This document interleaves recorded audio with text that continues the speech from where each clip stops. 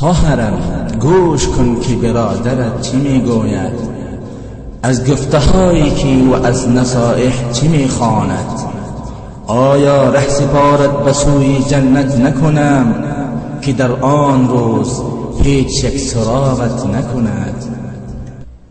خواهرم آینه عزت نمایی، رمزی رازی خلقتی ارزو سمایی. از گلیم خود من پایت بیرون، رحم بر وادی جهل و جنون.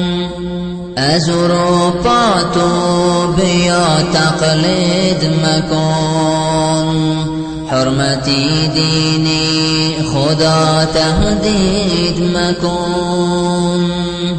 در خیابان چهره پردازی مکن، نزد مردم خیمه شب بازی مکن. با هزاران رنگ و آرایش مکن، اجتماع را سلب آسایش مکن. زلفی خود از چادرت بیرون مریز، در مسیری چشمها افسون مریز. این سر و سینه نشان دادن چرا، خود نشان این و آن دادن چرا. خوابی غفلت این چرا آهنگ توست، بد حجابی به حجابی ننگ توست. خواهرم تقلیدی به دینان مکن، دشمنی دینی خدا رازی مکن. خواهری من فتنه انگیزی مکن، با اصول دینی خود بازی مکن.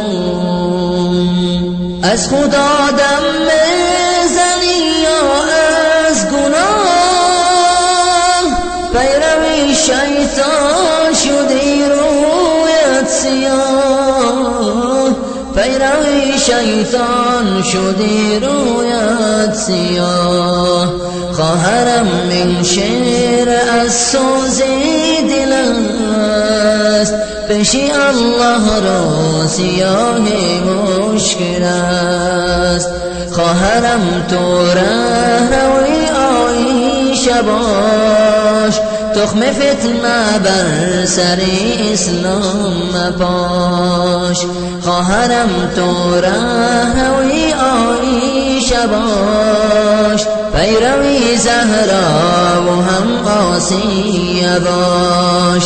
پیروی زهرا و هم آسیه باش، پیروی زهرا و هم آسیه باش.